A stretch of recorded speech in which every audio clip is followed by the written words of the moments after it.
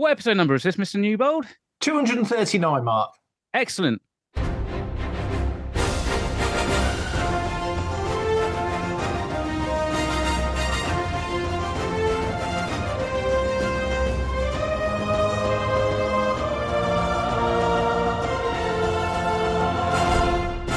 You are listening to Fantha Tracks. Because of the following special program, Wonder Woman and the Incredible Hulk will not be presented this evening.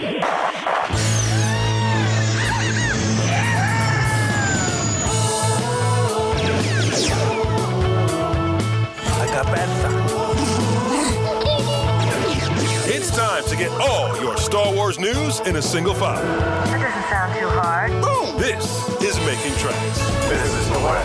Here are your hosts, Mark Newbold and Mark Mulcaster. I know these people. They are brutal.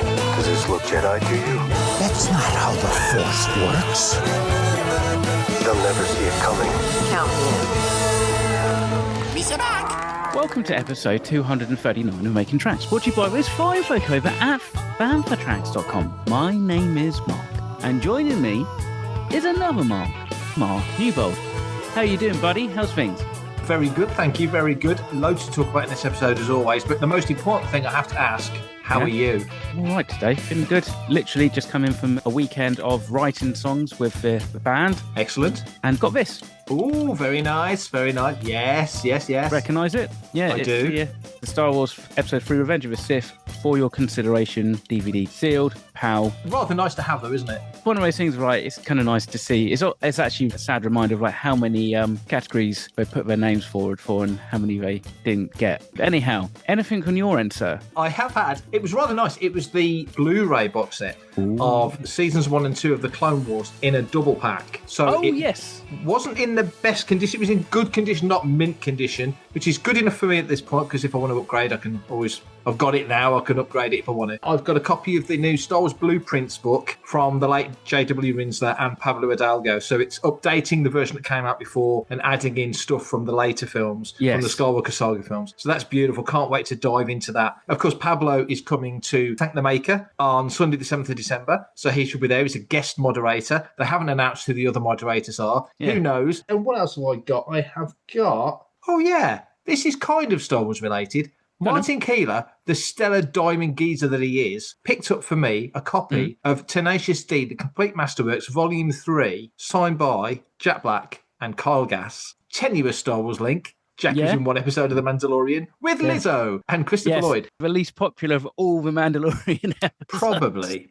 But I'm a massive Tenacious D fan, so I'm thrilled to bits. Anything good come for you? Well, from Poland by a little maker called A&J Projects, and it's a replica snowspeeder jacket. I'm currently working on getting that glued with Rebel Legion. So yeah, that kind of came and I've spent a couple of hours weathering it up and getting it dirty and stuff, which is going to be perfect because I'm hoping to get it all sorted for Futures Festival at the very end of January this coming year. So 2026, 30th and 31st at Pinewood Studios. What else have I brought? Well, randomly, just because I saw it and it was one of those, it had no bids on it on eBay. So it's Oh, I have one of those. It's a little dangler. It's a dangler. It was actually, it might have been because it was listed as a shelf talker, which it isn't. It's a Tazos Star Wars Special Edition, so from 1997.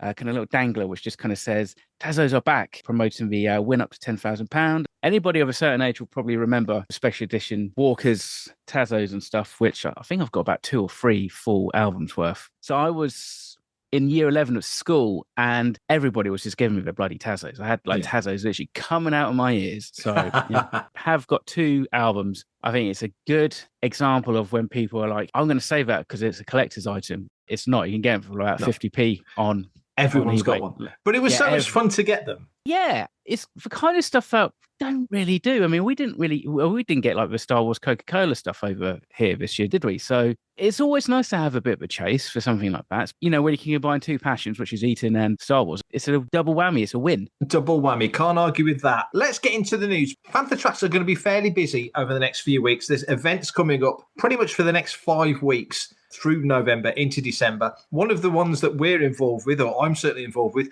Herts Comic Con. It's on the 23rd of November. It has Tamira Morrison, Guy Henry, Garrick Hagan, and Dermot Crowley attending. I'm stage hosting for the show, so very much looking forward to that. And next week, as we speak, it's Smugglers Surrey Star Wars Weekend on the 8th and 9th of November. Fantha Tracks Over Table, myself and Paul Naylor are going to be there. Richard Mitchell from Fantha will also be attending, and there are 35 guests from across the Star Wars firmament, and we are going to try and speak to as many as we can. We've also had announced over the last few days, as I mentioned a moment ago, Thank the Maker on the 7th of December. On the 6th of December, Farthest from 27. So far, we've had announced Jake Lunt Davis, Lee Towersey, Brian Herring, Pablo Hidalgo's coming, as we just said. So there's some great guests coming to that. There's more being lined up. So that's all in movement as well. And Farthest From is always a fantastic weekend. So that's going to be awesome. We've got MCM Birmingham coming as well, haven't we? That's not too far away. Yeah, got MCM Birmingham. That's the end of November. That last weekend. The weekend before, the Sunday before, in fact, which I think is why I'm not going to be at Hertford Comic Con, because it's literally, annoyingly, 15 minutes down the road. But I'm going to be at Hamley's before the store opens. We're doing a troupe for Jeannie's Wish, which is a charity very closely connected to Hamley's. So every year they do Christmas party. It happens between 9 and 12 before the store opens. They don't open until midday. So that actually gives you scope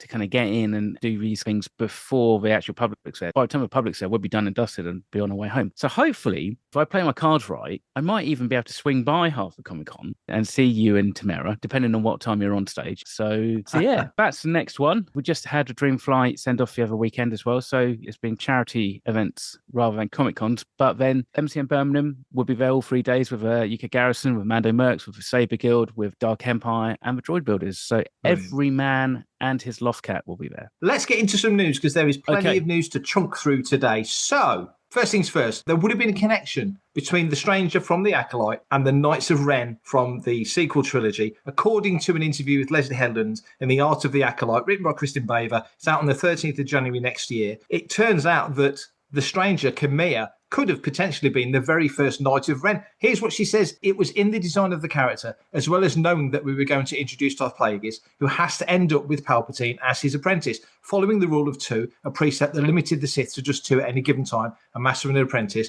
One way to keep it going is if the Stranger is the first Knight of Ren, part of a Sith-adjacent cult that we know eventually survives. Now, we saw more of the Knights of Ren in The Rise of Skywalker, pretty much saw the demise of the Knights of Ren in that film, and there's been plenty of them in the comics throughout since then. Personally, I think it's a great idea. I love the link between the two. They've not really massively defined the beginnings of the Knights of Ren too much, enough that they couldn't wriggle it around a little bit. And even though we're probably never going to see this in live action, and Leslie Headland, hopefully she comes back to Star Wars in some form or fashion. I think what she did was great, and I'd like to see more of it, certainly in terms of the lore. But what do you make of this? The fact that there was these connections being set up that actually meant something going forward? Yeah, I quite like that. It kind of does answer that question, doesn't it, of like how the Stranger could have existed alongside the rule of two. It kind of throws into some interesting kind of conversations of like, so does that mean that, maybe in a future season of The Acolyte, he would get turned down by Plagueis, perhaps? So then, or, they have an argument and go their separate ways or something? Would that necessarily mean, and that's the whole thing about the Knights of Ren, because it was always like, who was Ren? Would that mean that maybe Chimera is actually Ren, if he's the first one? Or does Ren, in a similar way to the Sith, point towards another civilization or kind of alien species or something? It throws a lot of questions out there, whether or not that's how they would have played it, or whether there were other ideas that she may have had. It definitely, to me anyway, speaks to two things. One, Plagueis wasn't there just as a secret shadowy master. He was there spying on Khmer. He wants to know what this other Sith thing is about, or Sith-adjacent thing, as she describes it, which is a nice way of putting it. But also that the story would have stepped forward over time, that you would have got to Sidious, and you would have got to, well, maybe not Sidious, but you would have certainly got to Palpatine coming into the circle of Plagueis and that thing being a part of it. And maybe, in a bit of a way like The Mandalorian did, the focus of Mando Season 3, which we just joked about, but the focus of Mando Season 3 moves from just being Mando and the Kid to being the Mandalorians and the broader picture. And so maybe the Acolyte would have scoped up in that way to the broader issues of what the Sith were doing and so on. Maybe at that point, we have that divergence. Once you maybe get established that Chimera's not going to be picked by Plagueis, and he goes off and does his other thing. Yeah. Really, the Knights of Ren on some level, I think we've always kind of described them as acolytes. So maybe, the whole Acolyte series from that point onwards could just be purely about the Knights of Ren. It could. I mean, the ongoing Legacy of Vader comic at the moment, which is obviously focusing on the connections between Kylo and the heritage he's got with Vader, has sort of delved in a little bit to the Knights of Ren. And you kind of learn after Kylo left, he was definitely distinctly their leader. And they kind of became a little bit lost and effectively become mercenaries and then find a new leader. And she brings them back to maybe not full strength, but brings the confidence back. And they become much more of a useful unit than they were, just bumming around, taking jobs for cash, kind of. A bit like the Bad Batch did when they didn't know what else to do after the end of the war. And they needed that to find the next step. This was a downward step for the Knights of Ren. So there's definitely some interesting history there. I think they could play off that quite nicely if they wanted to. Hello, I'm Ahmed Best, and you're listening to Fantha Tracks. Industry Insider, My Time to Shine Hello, what a great name, are claiming that Disney Plus might be where the Patty Jenkins project, Star Wars Rogue Squadron, could be heading. Rather than a film, might be a series. No other insider news than that. Very little. In fact, all that he said is Rogue Squadron is now being developed as a TV series. Very much a rumour. Nothing's confirmed by anybody. But my question to you, Mark, if that was the case, and bear in mind this is in a week where Adam Driver coming out and telling us that him and Steven Soderbergh have done a project called The Hunt for Ben Solo, which went right up to the very door of Disney before it was turned away. So anything is on the table now. The most ludicrous thing, if you'd have said that a month ago, you'd have been laughed out of the room. But it turns out it was true. What do you think of this? It seems quite logical to me. Makes perfect sense, doesn't it? Ultimately, yes, whilst we've got to kickstart Star Wars cinema, shall we say? Yeah. You know, I don't imagine Disney and Lucasfilm want to turn their back and ignore streaming because it offers so many different opportunities. I mean, it could even be an animation for all we know, and we've just had a fantastic Vision Season 3, or Volume 3, I should say. There's boundless of possibilities.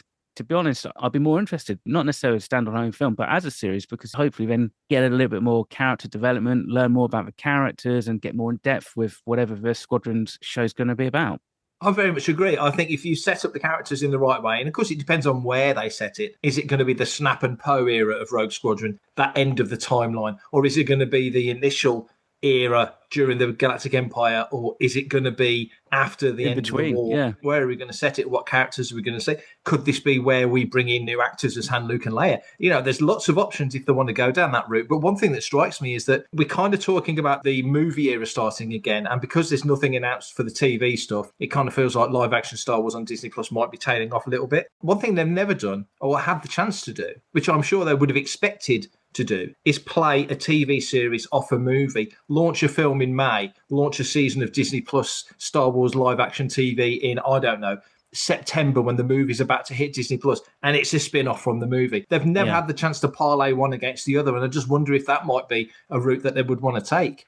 That would be good. I mean, it takes a little bit of planning and a little bit of development, but with the films happening over this side of the Atlantic and streaming some streaming happens over here, but like Mandalorian happened more in the US, then you kind of go, well, that's how you could do it. Because ultimately, and this was always a thing, I think, with Marvel, is that they do the film and then they announce a spin-off on a streaming series. And then by the time it comes out, people are just, oh, what was this about? Oh yeah, it was so-and-so at the end of whatever. Wouldn't it be great if you have these characters in the film, even if it is quote unquote a direct end credit scene, but almost as cameos. Yeah. 2 weeks or a week later, it just goes straight into a streaming series. I mean, I suppose the closest thing we've got with that is day before Rise of Skywalker came out, we had an episode of The Mandalorian where you saw Grogu heal Grief Karga, and then we then go to the cinema having just gone, well, that's a new skill, then that's something that Rey does, and it's like, oh, it actually oddly doesn't feel quite so out there. So it could be cool. I mean, I suppose depending on where they said it,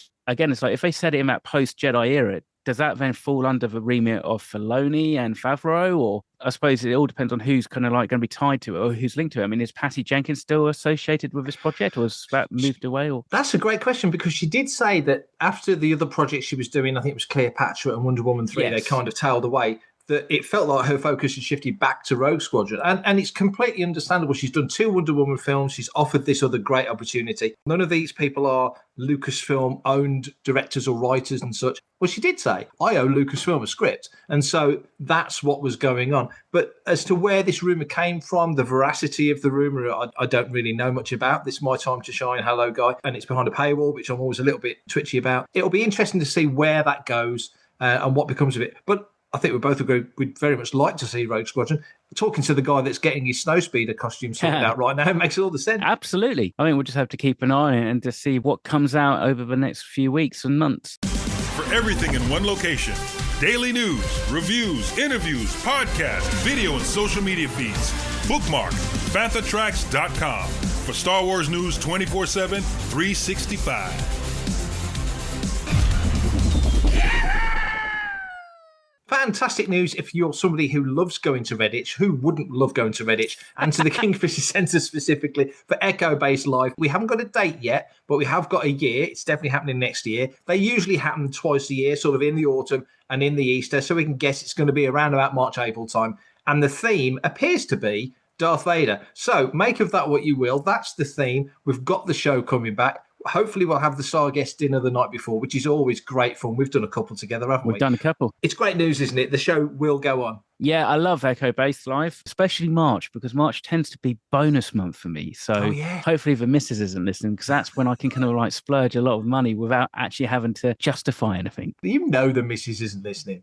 I know. I mean, she might be at the door right now, but she's not listening to the show. She's definitely not listening to me, no. But I mean, like I say, we always do a walk-around episode at Echo. Yes. Always. We've done it a couple of 3 times, haven't we? We do a walk-around episode at Echo, which is great fun. And it does feel like the one show, really, above all others, apart from when Celebration's in town, where we do tend to see the most people. Yeah, I think you're right. And it's interesting because, like, in the grand scheme of things, it shows how popular collecting vintage really is still. Yeah. And I mean, again, it might just be it attracts a certain fan of like a certain kind of demographic, shall we say? Yeah. Which we are both now kind of part of. Oh, well, innit? Yeah, exactly. Yeah. But that might be why. It is nice when you go to Celebration and you're just walking around and then like you just bump into somebody you haven't seen for like 6 months or something. That's true. Probably since like Echo Live or another convention. It kind of has that slightly more of a community feel that not many other conventions seem to be able to generate. That's very true. And they do. They're very busy on Facebook. There's always stuff going on in that realm of Echo. They've got the Scandinavia show now. If they do another one of those, that'll be the 7th one of them. So the brand is very much out there. And as you say, it's always great fun. They've got the night before with the Star Dinner as well, which is brilliant. This year we had Alan Rusko on our table. Last year we had Jack Claff on our table. Yep. So great fun talking to those guys. Loads of entertainment, loads of stories, which is kind of what you want for a thing like that. The music was brilliant by the Max Repro Band. So what more can you ask for? This is Matt Ferguson, and you're listening to Fantha Tracks. We mentioned it earlier, The Hunt for Ben Solo. Massive shock. Nobody would have believed a word of it if he'd said it a month ago. But it's true. Adam Driver and Steven Soderbergh developed a Ben Solo film to the point of Lucasfilm being so impressed and happy with it. They took it to Disney for approval, and it was Disney that at the end said, thank you, but no thank you. 3 years came to nothing, to the point where they seem quite happy to talk about it. And Steven Soderbergh has taken to Blue Sky, spoken on various other outlets, and he has said a few things. I'll just read a couple of the things that he has said. He said, I really enjoyed making the movie in my head. I'm sorry the fans won't get to see it, which is kind of sad. And then he goes on to say, again on Blue Sky, for the record, I did not enjoy lying about the existence of The Hunt for Ben Solo, but it really did need to remain a secret. Until now, exclamation mark. I don't know why the exclamation mark. And then finally, he says, also in the aftermath of the Hunt for Ben Solo situation, I asked Kathy Kennedy if Lucasfilm had ever turned in a finished movie script for green light to Disney and had it rejected. She said, no, this was a first. Wow, so much to unpack. And we have kind of talked about it before on prior episodes, but it makes me wonder, is this the start of something, or is this just the end of this particular project? The fact that these guys have been so open, Adam Driver said things before Soderbergh's, quoting Kathleen Kennedy directly. She may or may not be thrilled to bits about that. I do not know. It's a huge thing to have the lead or one of the 3 lead actors of a trilogy go and write a story and for it to go so far up the ladder and for it not to happen. Where do you sit with all this right now? It is a head scratcher, isn't it? It's also the thing that hasn't gone away. Like normally in like a Star Wars news cycle, after a few days, people move on. London Comic Con was the other weekend, and there's people with signs out saying hashtag make Ben Solo happen. And so it's peculiar. Maybe there's been a change, like I said, there's a change in direction in respects of like how things are being greenlit, not only with maybe Star Wars, but also maybe Marvel, because like franchise films don't tend to be making the money they once were. And the budgets for these films are massive. So maybe they're now looking at it from a business sense rather than let's get the story out there. But I mean, it's a shame, isn't it? It is. Of the actors that were involved, Daisy was ready to move on. John was clearly ready to move on and did, to Golden Globe winning success and other stuff. Oscar Isaac was already a big name of the three actors, lead actors. You kind of think of him as like the Harrison Ford kind of guy moving on to other stuff. But Adam Driver came in as a serious actor, left it as a serious actor, put down some fantastic work. But he's the one that was so keen and interested in the character. I never saw that. He was the one that wanted to progress it and sits down with Soderbergh as a huge deal and moves it to another level, literally another level. And also that Lucasfilm seem happy for this news to be out there. Yeah, Lucasfilm, they very quickly and quite savvily on social media, they started putting out clips of Rey and Ben Solo. And that, I don't necessarily think it needs to be like a key indicator to anything other than maybe they're just responding to fans' reaction. The algorithms or whatever, yeah. And the algorithms. And that's ultimately what social media needs to be, is basically you're gaming the algorithms all the time. Yeah. But you go back to when episode 9 came out and then when Colin Trevorrow's script came out, John Boyega, he was talking about like what he envisioned Finn to be. But, this was him post. Fan writing it almost, wasn't it? Almost, yeah. I don't know. Maybe he did turn around and sit down and see if he put pen to paper and see if he could come up with a treatment or an outline or something. But to kind of know that it's not just been like something that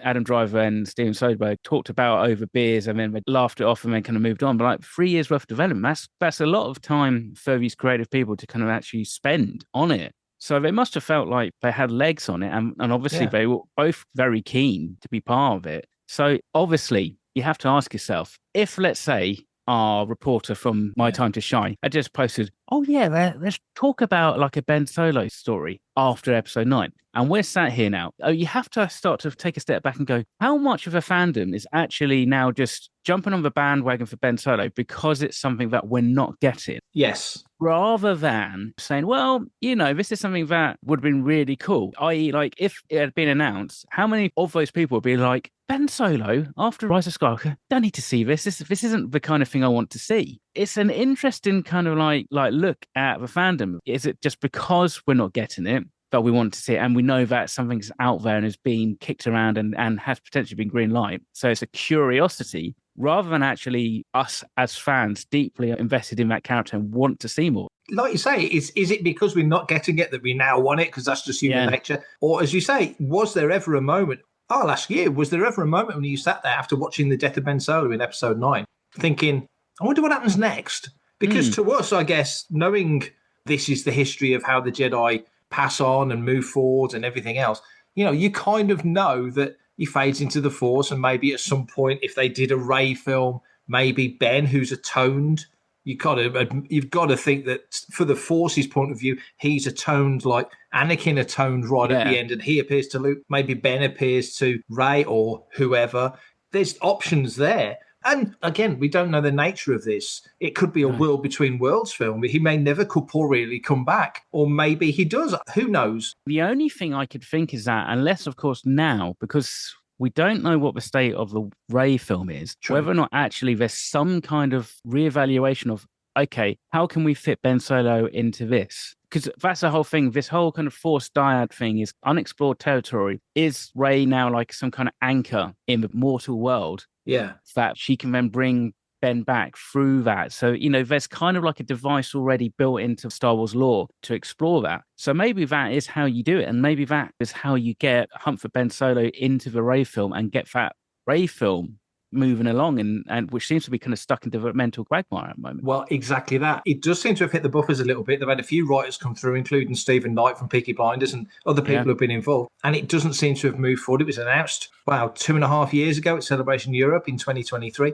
and we haven't had any more progress overtly on that, and there doesn't seem to be any rumours or whispers of it moving forward. I just wonder whether or not, thinking as Lucasfilm might be thinking now, that they would want to do a Rey film. And if they do one Rey film, they might want to do more. And test the waters. Let's see how receptive the fandom is to not just Rey sequels, because it does feel like they want to hang their hat on that character, but to just that sequel trilogy era. So maybe here's this project that never happened. It got close, but it never happened. You've got to think that whilst we're sitting here, mouths agape, going, good God, Adam Driver wrote a Star Wars film and Lucasfilm loved it, but Disney didn't. That there must be dozens of projects that get moved forward to a certain point. But as Brian said on the live stream the other day, the Fanthas 8th birthday live stream, we were 8, by the way, last week, that Lucasfilm spent more money on that script than any script they've ever spent money on. It's the most expensive script to develop they've ever done. Incredible. Don't know the numbers, but this is where we sit with that. But do you think maybe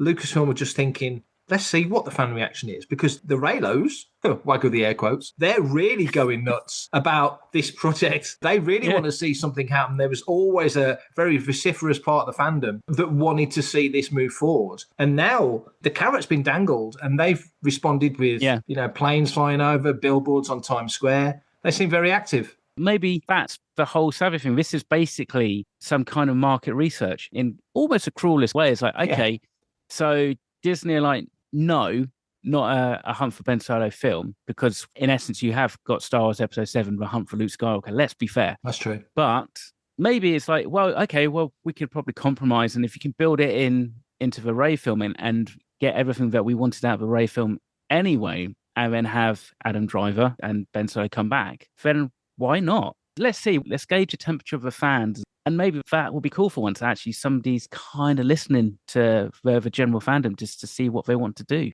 Dangerous, though. It's not being around bush. It's dangerous to listen to and almost pander to fans. And it's a subset of the fandom, let's not forget. Exactly, yeah. I mean, not everybody wants this film. I'm curious. You're interested and curious about it as well. So I guess we watch this space and see what happens. Righty-ho, well, that's been a fun way of rattling through the news this week. No listeners' question. However, if you would like to send us a listener's question, you are most welcome. In fact, we implore you to send us a listener's question. That can be via some kind of voice message or an email or carrier pigeon or however you want to send it. Yeah, carrier pigeons are all vogue at the moment, so why not? Lovely. They do, yeah. So, Mr. Newbold is going to tell you how you can get in touch. I will. You can, as I say, send carrier pigeons. Snail mail is perfectly acceptable, but I'll never give you my address. But here is how you can contact us here at Fanthatrax. Email radio@fanthatrax.com. Head to links.fanthatrax.com for links to our social media feeds, Fanthatrax TV and Fanthatrax Radio. Thanks to James Semple for the Fanthatrax intro, Blues Harvest for our Making Tracks opening music, and Mark Daniel and Vanessa Marshall for our voiceovers. New episodes drop Tuesdays and Fridays at 7 o'clock UK time. Our weekly news show, Good Morning Tatooine, goes live Sundays at 9 o'clock UK time on Facebook and YouTube. And remember, Fanthatrax is absolutely free, so it costs nothing to stay updated on all the latest Star Wars news. And I think that's me done for this episode, Mark. I think it is, and it's pretty much me done for this episode as well. So thank you very much for listening, everybody. Stay safe, take care. Until the next time, remember, support your local Star Wars independent toy store, and may the Force be with you. Where's those batteries? Coming up next on Fanthatrax Radio, it's another episode of Making Tracks.